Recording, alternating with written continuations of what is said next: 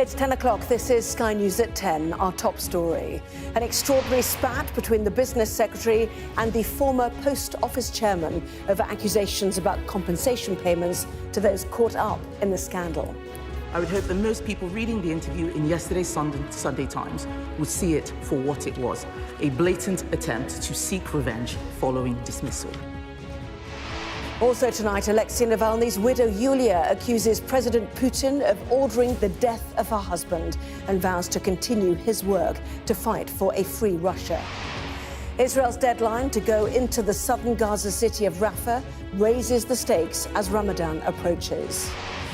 New guidance to keep schools in England free of mobile phones, but some head teachers say it's not necessary.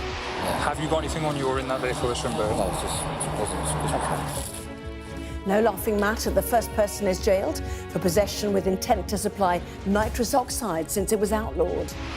And Roy Hodgson stands down as manager of Crystal Palace after 6 seasons. And we'll take a first look at tomorrow's front pages. That's coming up in our press preview from 10:30 right through to midnight.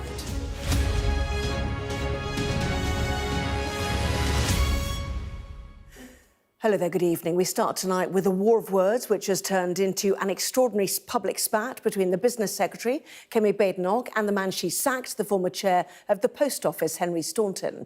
He claimed that he was told by civil servants to stall compensation payments to sub-postmasters caught up in the Horizon scandal until after the election. Well, today, the business secretary came out fighting, calling the allegations completely false and accusing him of a blatant attempt to seek revenge and of bullying, claims tonight he has denied. Sky's business correspondent Adele Robinson has this report. The business secretary's defence. See it for what it was, a blatant attempt to seek revenge following dismissal. Amid an escalating row over the government's approach to the post office scandal.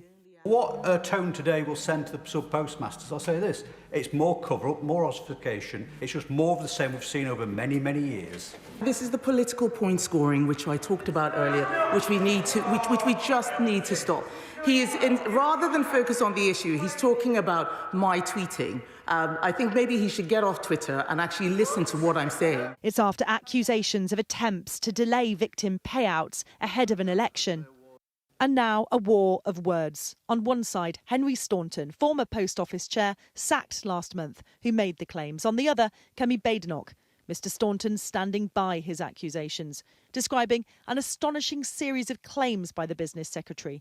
His statement says he's not in the habit of resorting to fabrication or invention and decided to go public out of a desire to ensure that the public were fully aware of the facts surrounding the multiple failures that have led to postmasters in this country being badly let down. A public appointment process was underway. Watching and questioning the government's delivery on promises, victims' lawyer David Enright. Weeks on from the announcement of a blanket quashing of convictions, nothing's changed.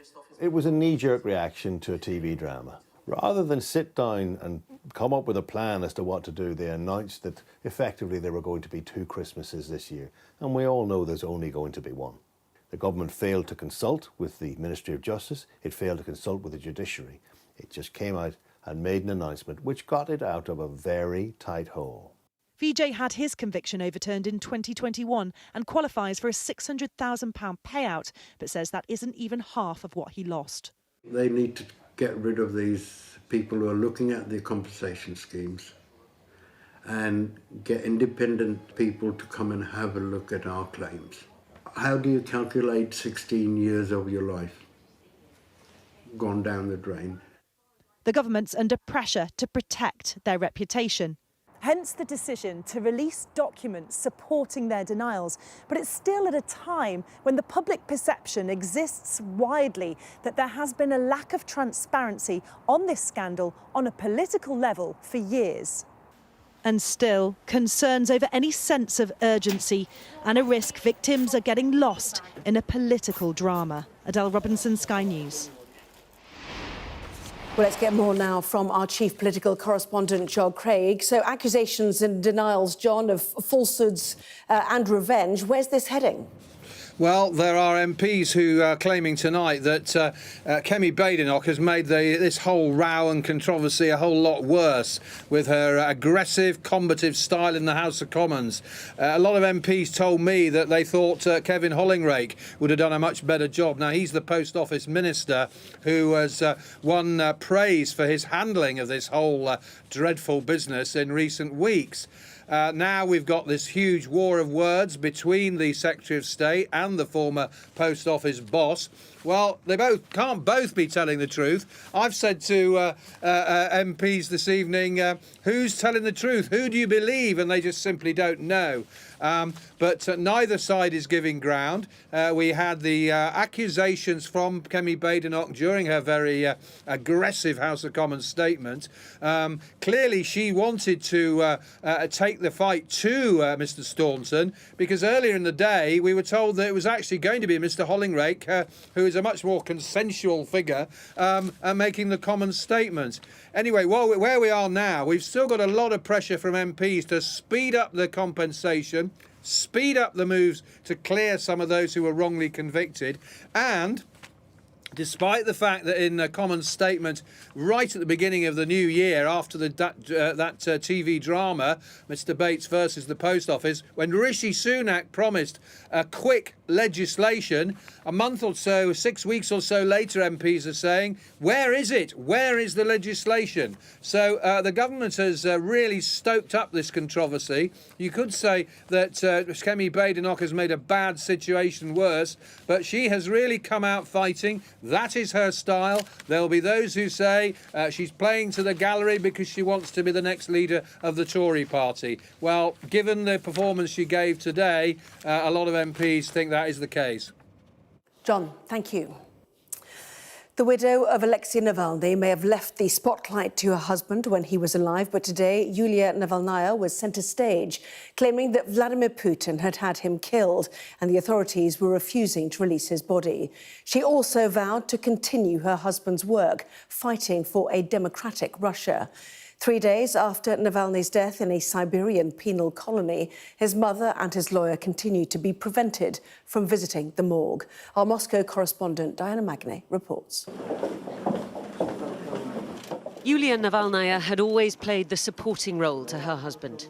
He would rarely meet with Western leaders, but from exile and to avenge his death, she must. And now, just 4 days a widow, but with an extraordinary poise and steeliness, she has released this video message swearing to continue his fight. I urge you to stand with me, to share not only the grief and endless pain that has confused us and will not let go. I ask you to share with me the rage, anger, hatred towards those who dared to kill our future. Even as Navalny's mother, Ludmila, traipsed the frozen streets of Salakard in Russia's far north, demanding to see her son's body, which authorities say will not happen for at least another 2 weeks, Yulia promised to expose what had happened to him. They are now hiding his body, not showing it to his mother, not giving it to them, but lying and waiting pathetically for the traces of another of Putin's Novichoks to disappear. Scraps of evidence so far, live camera footage of an unusual nighttime convoy travelling the road between the Karp penal colony and the local morgue. In the middle, a truck belonging to Russia's prison service, with traffic police cars on either side. The Kremlin says the release of the body to the family has nothing to do with them, and that comments from global leaders that Vladimir Putin is responsible for Alexei Navalny's death won't hurt him and are unbecoming of them. But if they'd wanted Alexei Navalny's message to somehow die along with him, they hadn't reckoned on the resilience of his wife. Navalnaya's challenge is to unite a divided opposition, most of whom are now in exile, and to rally Navalny's frightened support base in Russia. Without the participation of... But other exiled activists say the West must play its role. We deserve a platform, we deserve a voice. All we need, and we have this voice, all we need is for the West to actually listen to us, to listen to our concerns, to listen what we have to say, to provide us platform and, in some cases, shelter in the Western countries. Yulia Navalnaya fought to save her husband when he was poisoned. She nursed him back to health and kissed him goodbye on Russian soil with no illusions as to his likely fate. Now she takes on the fight of her life with a force that the Kremlin's cruelty towards her family and her country has helped create. Dana Magne, Sky News, Moscow. Israel has warned that unless Hamas frees all hostages held in Gaza by the start of Ramadan, they will attack the southern city of Rafah.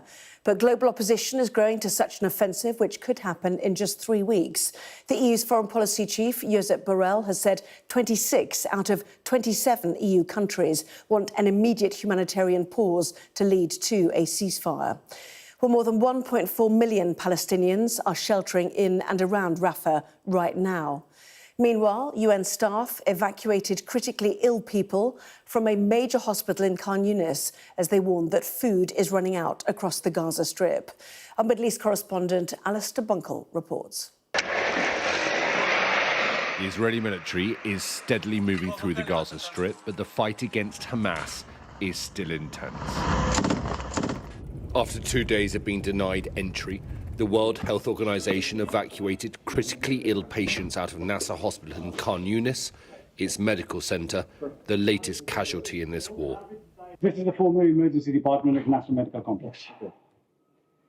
And it's a death zone.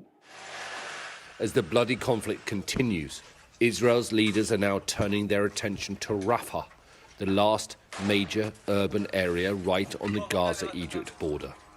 For the first time, a member of Israel's war cabinet has put a time frame on the ground operation.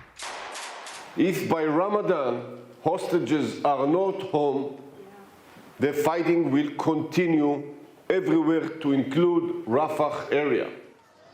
More than 1 million civilians are now in Rafah, most of them having fled the fighting elsewhere in Gaza, and many living in tents, if they can find one, or out in the open if not. The situation is desperate. We are becoming weak and my siblings are getting thinner. Before they were in better health, now life is destroyed. There is growing international opposition to an Israeli ground offensive in Rafah without a plan to protect the civilians there. One option is to relocate Gazan civilians back to the north. But this is what it looks like there now, filmed by our team in recent days. Very few buildings have been left standing, and many people remain trapped under the rubble. Israel says it has no plans to force Gazans into Egypt, but a ground invasion of Rafah could cause chaos amongst already desperate people. Satellite images taken this month show massive construction on the Egyptian side of the border. Egypt says it won't allow Palestinians to be pushed south. Israel says that it needs to enter Rafah if it is going to eliminate Hamas. They believe that many of the group's senior leaders are now hiding there. Some of the hostages could be held there, and they want to locate and destroy the tunnels that go into Egypt that have been used in the past to smuggle weapons to Hamas. It's unclear whether Benny Gantz's warning of a Rafah offensive by Ramadan is official government policy or a ploy to put pressure on Hamas to agree a new hostage deal. It's also hard to see, though, how Israel could claim a victory over Hamas if it doesn't go into Rafah. Alistair Bunkle, Sky News in Jerusalem. School pupils in England should be banned from using mobile phones completely under new guidance from the government, but some head teachers say there are already several restrictions in place in schools, so the new rules won't make any difference. Here's Rob Powell. Phones off, schools on. Good morning. This secondary in South London already bans mobile phone use, with handsets confiscated if they are seen or heard. Sometimes adults need to learn. These Year 9s say it helps focus on learning. Using phones in break time is not really reasonable, as it's like disrupting your learning and like the pattern of the school day. I think it's better to be in touch with like your family members just in case, because sometimes stuff could happen with buses, accidents. If you're caught using your phone in school, there should be consequences for your actions. Once or twice, maybe my phone has went off, but teachers are reasonable. Some teachers, and I just tell you, turn off the phone and put it away.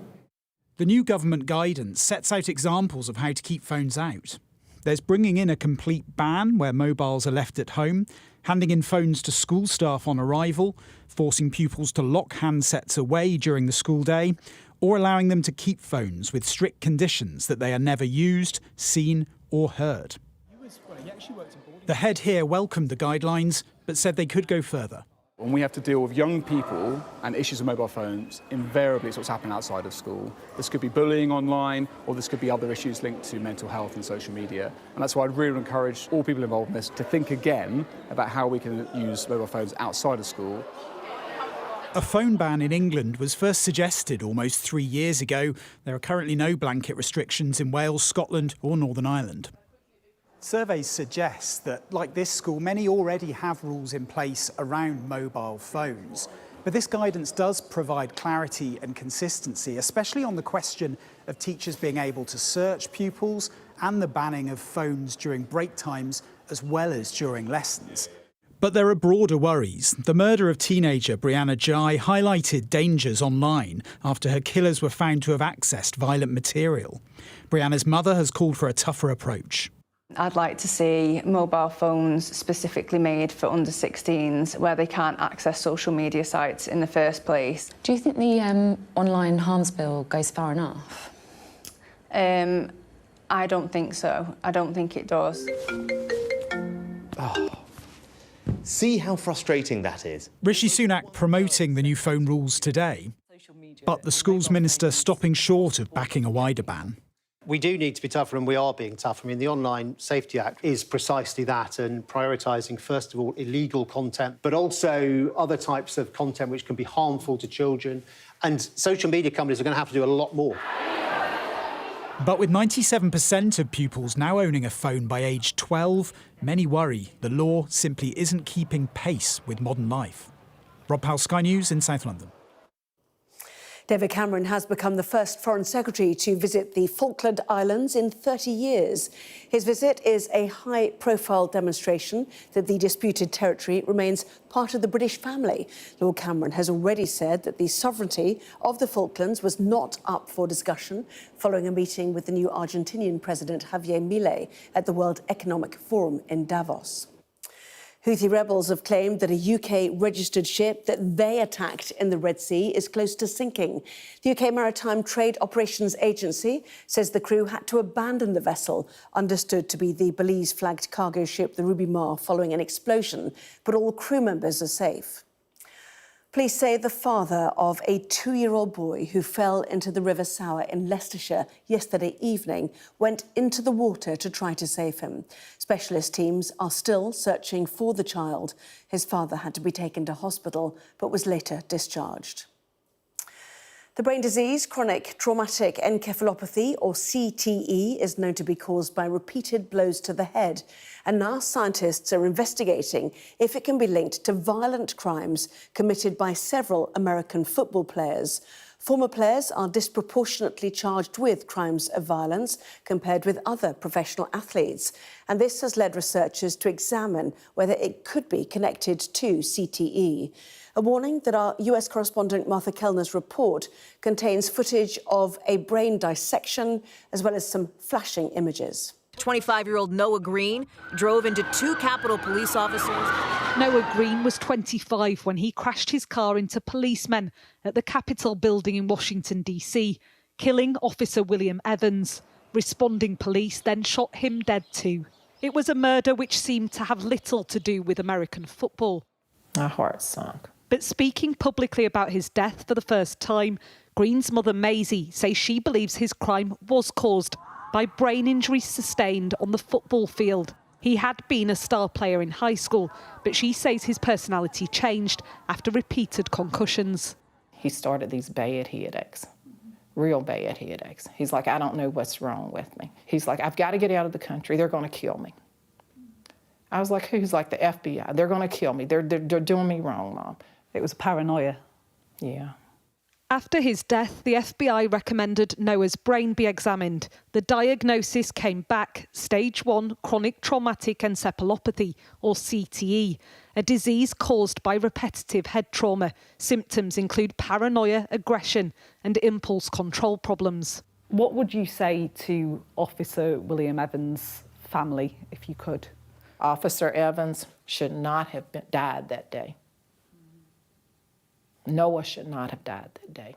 But someone has to take the responsibility for telling parents what to do if something's just not quite right with those kids that are out there playing football for entertainment. Entire ventricle would... The National Sports Brain Bank analyses the brains of former American footballers. Dr. Koffler is looking for CTE by cutting cross-sections of the brain and later analysing it under the microscope.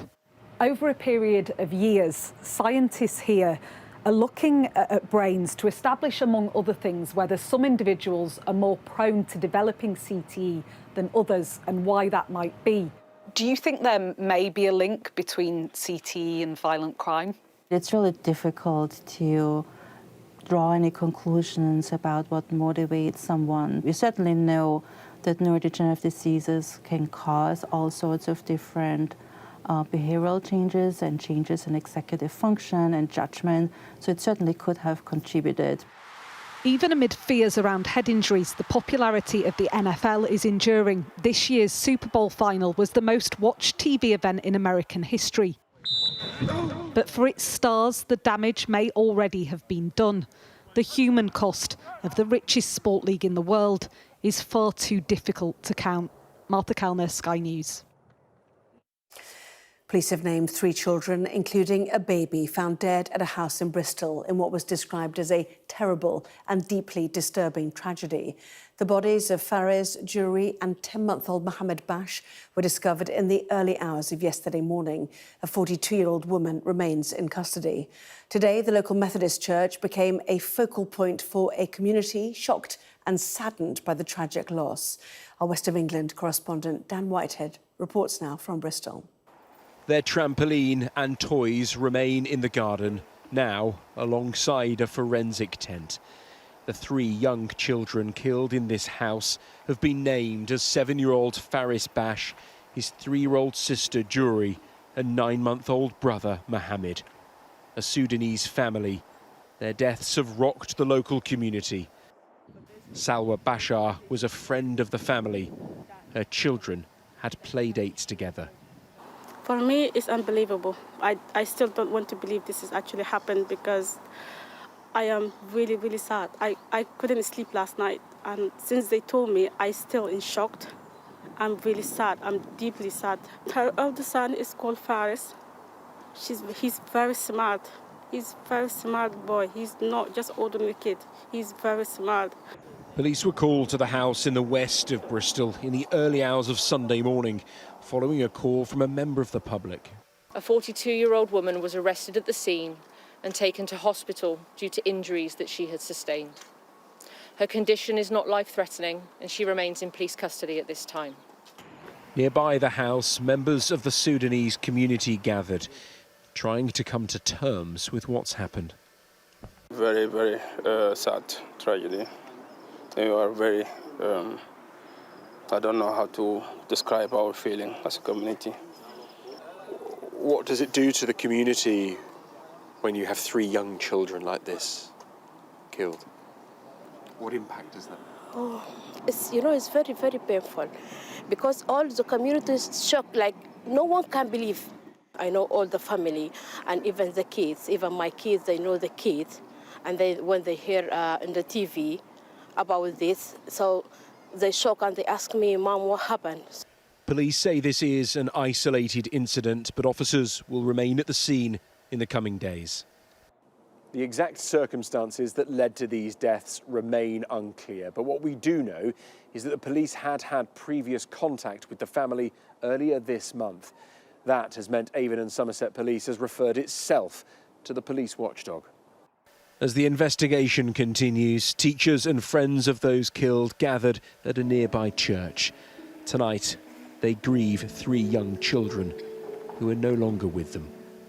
Dan Whitehead, Sky News in Bristol.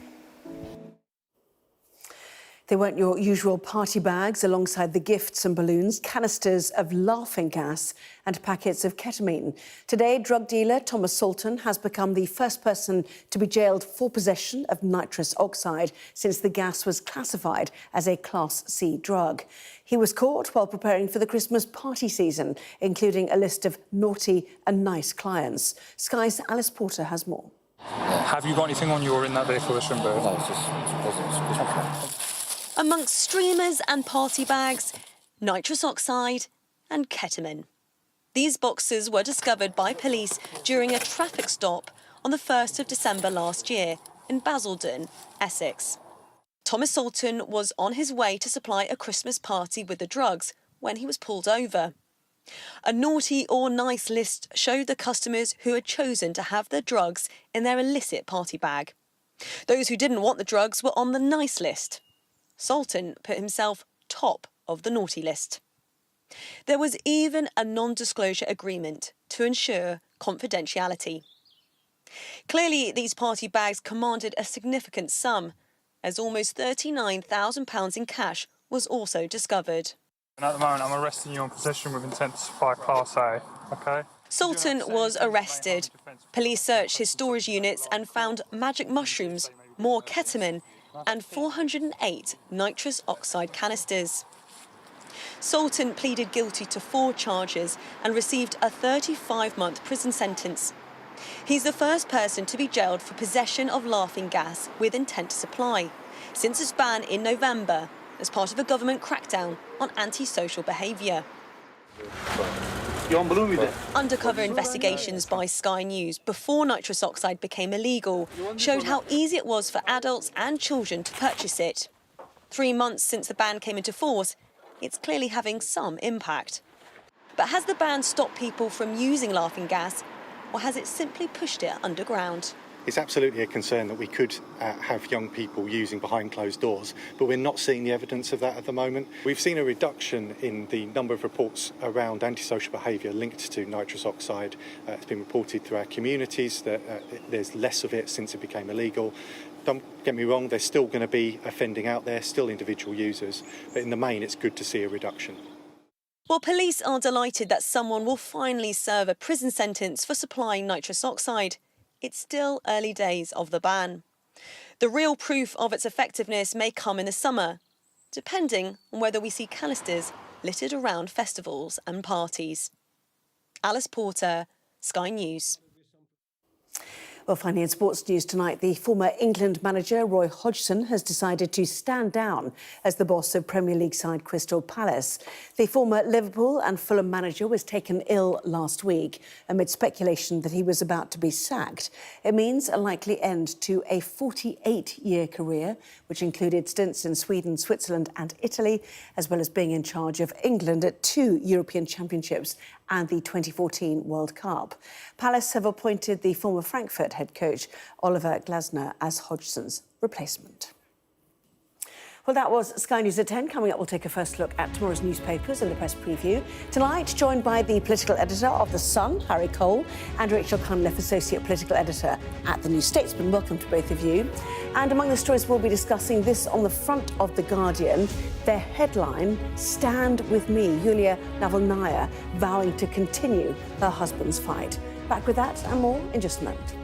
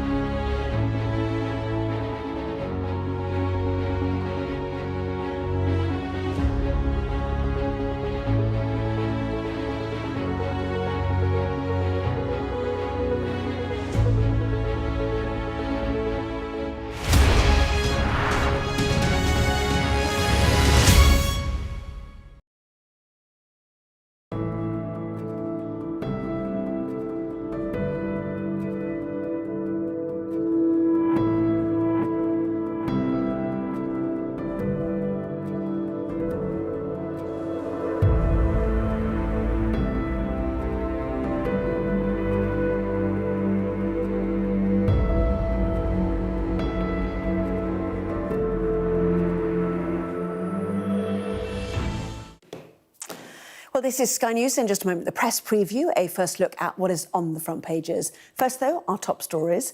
The widow of Alexei Navalny has vowed to continue his fight against the Russian regime, as authorities once again denied his mother access to the mortuary where it's believed his body has been held.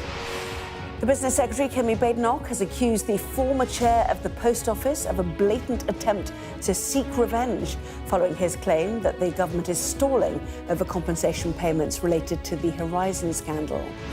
And Israel has warned that unless Hamas frees all hostages held in Gaza by the start of Ramadan next month, troops will move into the southern city of Rafah.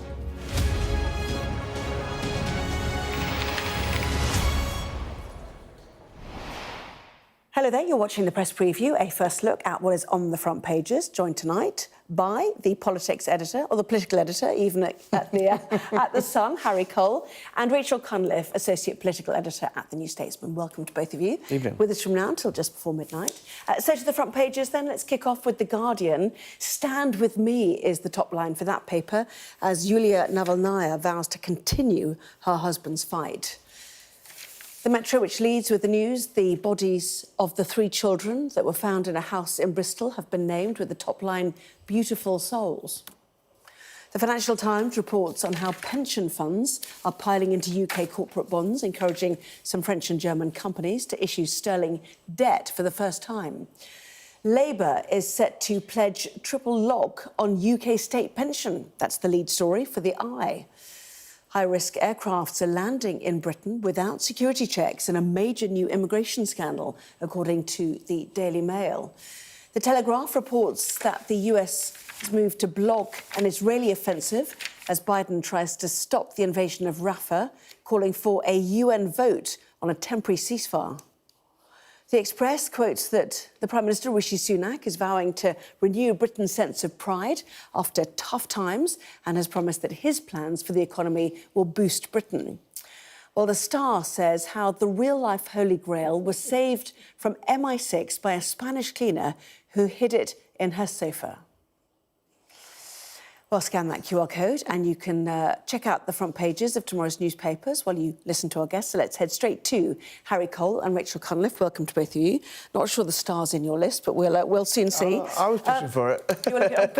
pushing for it, but not winning. Anyway, I have a lot of questions about the star. Let's just put it that way. We'll get there. 11:30. OK, fine. Now then, let's go to Kemi Badenoch and the former Post Office boss. What is going on?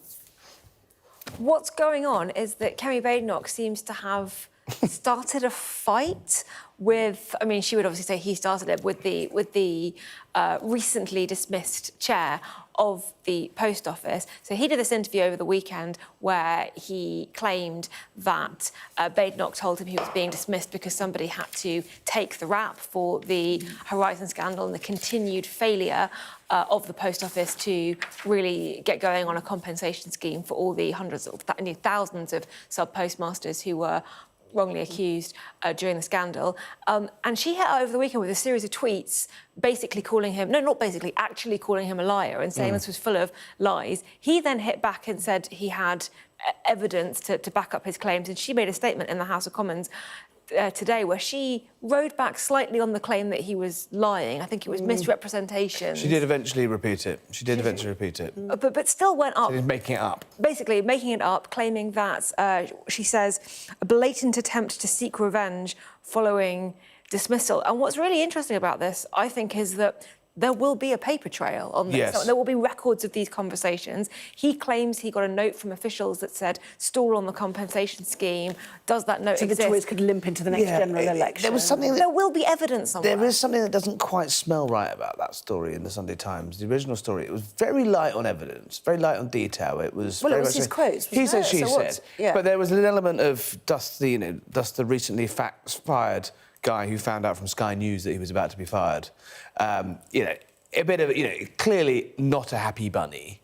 Clearly feels greatly wronged that he's being made to take the rap for something that, as we've been discussing on countless occasions, has happened over decades and various administrations within the Post Office, within government. Is he clearly very annoyed? Yes. Is Kemi Badenoch, having seen, tipped to be the next potential, maybe Prime Minister, but certainly Tory leader, Is she, having seen what happened to Boris Johnson, stupid or arrogant enough to have gone so studs in today in the House of Commons, where the penalty for being shown to have lied in the House of Commons is a hanging offence? You are done. Her political career would be over. She went, you know, she bought a machine gun to a knife fight. She has gone for this guy. And you have to think, if she's not telling the truth, then she is incredibly brazen or, you know, mad. Well, specifically on allegations that she said in the House of Commons that he was being investigated for bullying, which he has said in a very long statement this evening is the first he's ever heard of it. So, I mean, at what point is somebody fibbing here?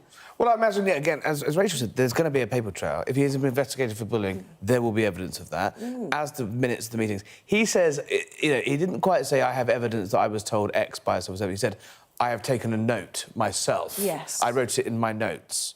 And then emailed it to himself and others. Yeah. Fine. That doesn't necessarily... That's still kind of he said, she said. On the actual, you know, was this guy clearly, you know, fired for being a little bit useless and seen as a block in the eyes of the minister? Yes. Is he very angry? Yes. Will we ever get to the truth? TBC, what do you reckon? I just think, regardless of the truth of it, I can't quite get the rationale for Kemi Badenoch getting involved in this, because what this has ensured is Sunday, so Sunday, Monday, Tuesday's papers probably is going to run into the week. Headlines linking Kemi Badenoch with the Post Office Horizon scandal, which is a scandal that was nothing to do with her, that started a decade and a half. It was. I mean, the music did stop on her watch. She is the business secretary. Who, only Mr. at Bates' the very programme end has sort of blown this up into a. But she wasn't mentioned in the ITV programme. She wasn't Post Office Minister. She was overseeing the department, handling the compensation, yes, but she wasn't a key villain in the story until now, and she has associated herself with that. Unless you flip it round and think, maybe she wants to have this fight, maybe she wanted to fire the guy from the Post Office, maybe she wanted to be seen to be doing something, and this is the blowback. She doesn't have a great reputation as being a lover of the press. She did work briefly as a journalist before, but she is no fan of journalists. She thinks we are all muckraking little so-and-sos who like to, you know, make things up and fester in them. Lots of times she's gone very public with this. She doesn't take... She thinks she's in the right and a story is wrong, she will go studs out on Twitter and just do it. We were discussing this earlier, maybe did she go a little bit too far yesterday? TBC, we'll see how it plays out, but... I just can't get my head around the idea she'd be stupid enough to lie. She's not a stupid woman. She is a smart woman, and I just don't think anyone would lie like that to the House of Commons so brazenly. OK, she's after the muckrakers, hopefully not with a machine gun. Right, to the Daily Express then, an interview, it seems, with Rishi Sunak. Another one. I know it's been tough. He says that he's a Taylor Swift fan and loves Mexican. No, we've heard all that before. There's other stuff that we've heard before, which is Rishi Sunak wants to renew Britain's sense of pride in tough times. But, you know, the plan is working, and you can see the plan working in the fact that the UK economy entered a recession, albeit a technical recession, last week, and the Conservatives lost two seismic by-elections. So I'm not quite sure how Rishi Sunak thinks an interview in the Express saying that what we really need to do is regain our sense of pride in tough times is going to help him. I think... 20 points behind the polls. What have you got to lose, that normally says? Is that what exactly. it is? Normally quite, you know, a Prime Minister interview, you know, is quite a, you know, they happen quite rarely. You know, they will choose their moments, they'll intervene, they'll do a sit-down when they have something new to say. Can't say there's anything new in here, but you're 20 points behind the polls. What have you got to lose? You know, TV debates are going to be the big topic coming up soon. You know, it's now. You know, it's normally the Prime Minister. So who's going to say yes to that? Rishi Sunak's going to. You're not going to get him. You're not going to be able to get him off of television or out of the papers in the next. See, I'm not sure about this, and the reason I'm not sure about it is because he thinks he's good, but when he feels challenged and threatened, you've seen it with journalists. Pesky. You've also seen it with interviews with members of the public. He either comes across as very petulant or sometimes very patronising, kind of telling voters that it's really not as bad for you as you think it is, and you're not struggling as much as you think you are, and I'm working very hard. And that's not a particularly sympathetic message. And I know some Conservative MPs who were really worried about how Rishi Sunak is going to fare on a general election campaign Especially trail. a presidential one. It's going to be a presidential yeah. style one. He's never had to be in a general election campaign. He's never won a national in the election. forefront of politics. He's not used to it. What do you do if he has a tantrum? What do you do if he starts condescending, patronising voters? You can't campaign purely through Daily Express front pages. Daily Express front pages, interviews with GB News, all the sorts of things. It didn't go well, though, the GB News Well, it thing depends. you did. It depends. It depends if you're trying to reach, the Westminster bubble, no offence meant, and I include myself in that, or whether you're trying to reach viewers of GB News who, and actually 100 viewers of GB News that were polled on it, all undecided voters. 50% of them came out and said, you know what, actually I will vote for that guy. So I think we'll see more and more and more of this. Not necessarily the content, it's the fact that, who are we seeing more of at the moment? We're seeing Rishi Sunak everywhere, and you've got Keir Starmer holding that Ming vase, desperately trying not to drop it while running across a minefield in giant clown shoes. So I tell you what he should do, what Sunak should do, because he is a Taylor Swift fan, and apparently Taylor Swift does swing elections, or election ones, American ones anyway.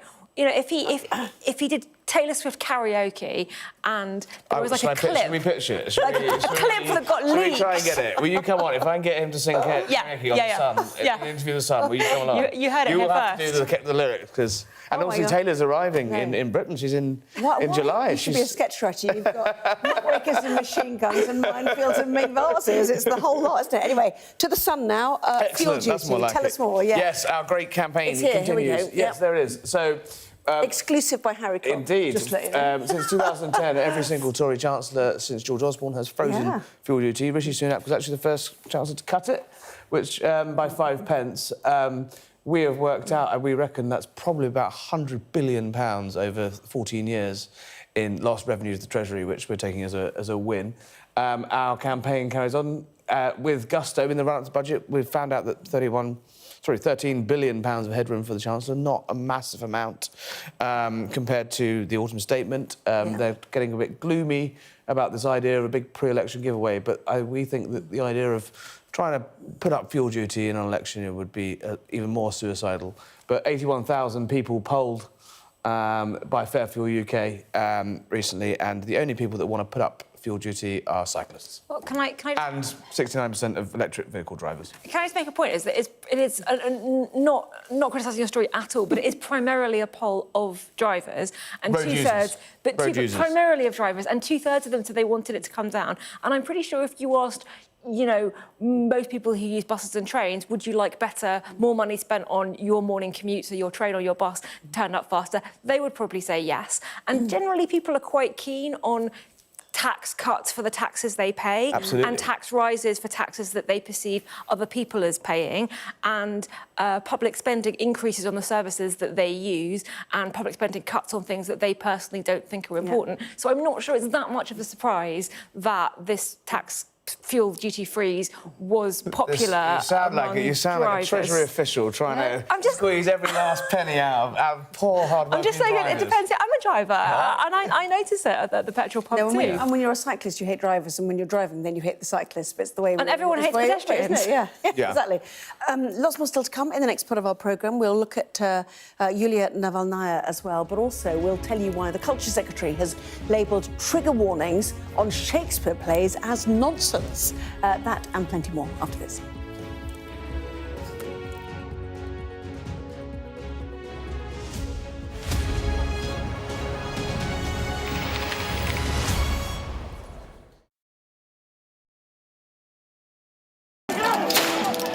When you cover big, tense protests, there's almost always a moment when the atmosphere changes. There's a different noise, and you start to smell tear gas in the air.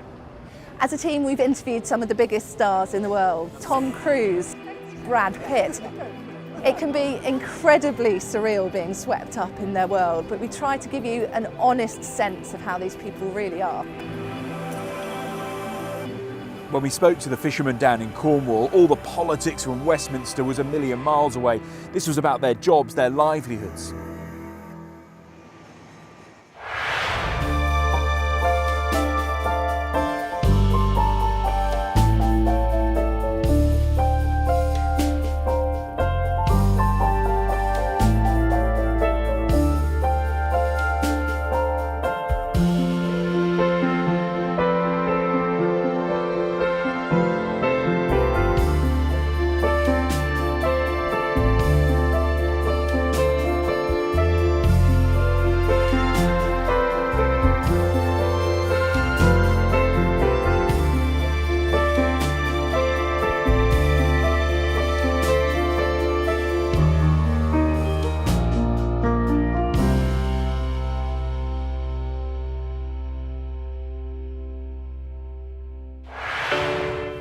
Lisa Dowd and I'm Sky's Midlands correspondent.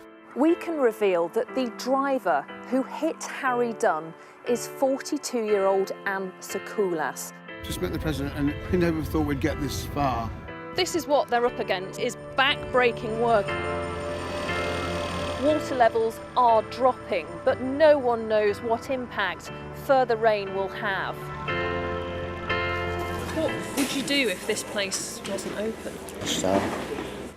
We take you to the heart of the stories that shape our world. It's really scary. In this community, I'm told that everybody knows someone affected by COVID. Change seems tantalisingly close in this corner of the UK. This is my patch, my specialism. It's also my home.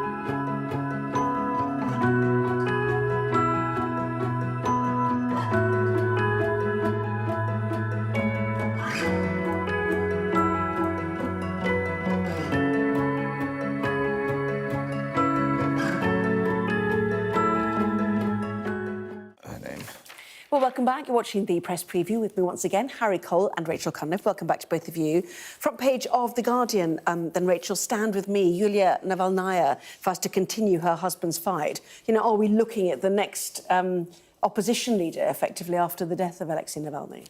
Well, she has historically been very private, hasn't given many interviews, and really she played the supporting role while her husband took on Vladimir Putin. But in light of his death in this interview, calling on anyone who believes in a free Russia to keep fighting and to share, I think she said, share not just their pain and grief, but also their rage. That does sound like the words of a politician. A very dangerous game to be in, though, as we've learnt this week. Yes, I mean, even Lord Cameron's been speaking about this landing on the Falkland Islands, about there needs to be consequences for this, the really, truly depressing news of Alexei Navalny's death. Yeah, and I just thought that her appearance at the Munich Security Conference, literally a couple of hours after hearing the news, not necessarily knowing that it was verified by that point, and that absolutely stone-cold address she did to the world's leaders, literally gathered in the room, was a fairly remarkable moment for someone who's just lost her husband, and her life is clearly in danger herself, and then the allegations that the suggestions that Novichok was used, as it was in the Salisbury poisonings, as it was to try and kill Navalny the first time on that plane, remarkable woman, and one that's clearly not going to go down without a serious fight. Yeah. Let's move on to the eye, domestic matters, election matters, one might say. Labour set to pledge triple lock on UK state pension. Where are the tanks being parked? Which bit of grass do you think? This is very much sort of Keir Starmer going into the Tory lawn. Pension triple lock, we talk about it like it has always been a feature of UK politics. It was actually brought in by the coalition government. And essentially, it's a bribe, right? It's a bribe that the Conservative Party pays to older voters who are more likely to vote in general and more likely to vote Conservative, although we're seeing in the polls not certain to vote Conservative. And now you've basically got Labour saying, we won't take it away. I imagine if the Conservatives were to drop it, which they won't, Labour would then say that they were dropping it too. But basically, it's Labour trying to not give the Conservatives any advantage with any voter demographic, even with voters who are traditionally Conservative voters. And voters that actually do go and vote, unlike vast other swathes of the electorate. Labour have a deliberate strategy of trying to make themselves as small as possible. Rachel Reeves is a big advocate of this, is don't give government an inch. Once that election campaign gears up, once the sort of Tory machine goes into full but Labour are so haunted by previous elections from '92 to 2015, where they made lots of, they made too much noise, they made too many pledges, they just allowed the Tories just to pick apart their numbers. So now they're just trying to do everything as possible, as make themselves as small as possible. But the flip side of that is, well, if there's no difference, if you ditch the 28 billion, which was really the only difference in spending commitments, which younger voters may have liked, which younger voters may have liked, but they don't necessarily always vote. Yeah. What is the point? Are you just trying to win by default? Are you happy to go into Downing Street with the mandate of I'm not the other guys? What is the retail offer to voters? Where's the vision? Where's the vision? What's the wallet getter? What's really going to get people to vote? And full kudos to the Eye for doing this. This is something that it's a sort of almost a story that was there to be written, because it's so obvious they were going to do it and follow them that I'm annoyed I didn't think. I was going to say you should. But you did write the next story. Oh, you did write the next story. Let's go to the next story then. OK, this is The Sun again, isn't it? Yeah. OK, it's a hard-hitting edition of The Sun. Culture Secretary, fresh from the BAFTAs, has been doing a little lap of interviews this morning, and we had some fun on what you might describe as culture war issues, and asked her a few things about what she thought about key things. And one of them is this suggestion that plays like Shakespeare's, by Macbeth, should have a warning to theatregoers that it may contain disturbing scenes. And I think Lucy Fraser makes the kind of fair point of, if you're going to see Macbeth, surely you kind of know what you're going to get. And she had a good old pop about not rewriting Roald Dahl books and James Bond and all these controversies that have happened over the last few months and years about sort of rewriting history. And then she went on the, obviously, attack on Labour will tear down statues and burn books and all sorts of things. So when we're trying to find, reasons that you're fighting election on, culture wars and... But that's the thing, is there's so little gap between the two parties. But that is the Conservative strategy. The Conservative strategy is to get everyone fired up about the culture wars, even though 50% of voters don't really know what the word woke means and can't really define it. And even those who can, they care about economic issues in the NHS much more than they care about the culture wars. OK, run out of time. Good old common sense, the other side of it. Yeah, exactly. Harry and Rachel, thank you both very much indeed. Thank you. We'll see you throughout the 11. Here's the weather, though, now. Warm memories wherever you go. The weather, sponsored by Qatar Airways. So it will be most mild this week and unsettled at times, but expect near average temperatures by Friday. Eastern parts will have a rather cool, clear start tomorrow, while the west will be milder but largely overcast with fog and drizzle on the hills and more general rain in the far northwest. That rain, locally heavy at first, will largely clear across Scotland, Ireland and Northern Ireland tomorrow morning, taking over northern England and northwestern Wales by midday. Brighter skies will follow, but there will be blustery showers in the northwest. Southern Britain will be dry but rather cloudy. It'll be mild but windy. The weather, sponsored by Qatar Airways. Well, our press preview continues through the 11. Business Secretary Kemi Badenoch accuses the former chair of the Post Office at a blatant attempt to seek revenge. More on that and the rest of the day's news.